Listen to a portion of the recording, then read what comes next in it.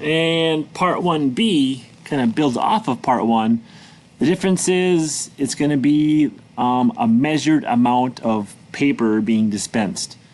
Think of it if you went down to the water machine and you could like pick amount of water to fill. And say you would pick a 10-ounce fill, you put your bottle on the machine, click the button, stand back and watch as the bottle fills at 10 ounces. You walk away, next person comes, puts their bottle on the machine, picks their amount, clicks it, walks back and stands and watches. So they automatically fill to a certain amount. Here it says you want to dispense the paper 10.5 inches in length. It says the distance from the bottom of the edge of the sheet to the line labeled A. So from the front of your sheet, from the bottom edge of your sheet, up to line labeled A. Here it is. That's 10.5 inches of material. So when you put the paper in the rollers, click the button, stand back and watch, it'll roll all the way up to line A and stop. If you roll too short, have it roll more. If you roll too far, have it roll less. So you got to kind of really dial in the speed and the amount of time the roll happens. Again, you want to have it so it's going to be looped. It's going to build off of lab part 1A.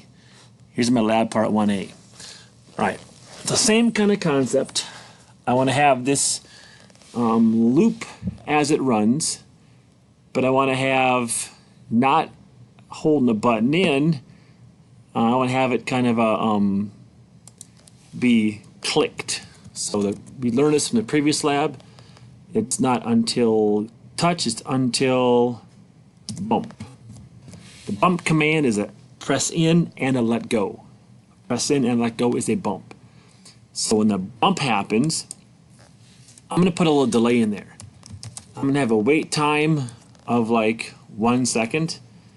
That way I can put for example, put my glass under the water machine, click the button, and then it waits, and then it fills. So I'm going to have my paper towel held in place, click it, it waits, then it goes. It's going to hit the button, I wait, then the motor starts.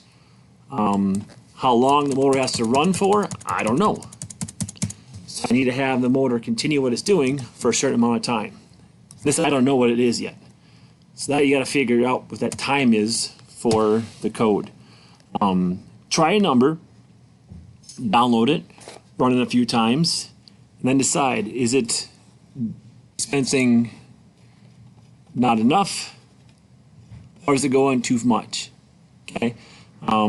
If it's going not enough, what could you do? You could add more time or add more speed. If it's going too far, you could take away time or take away speed.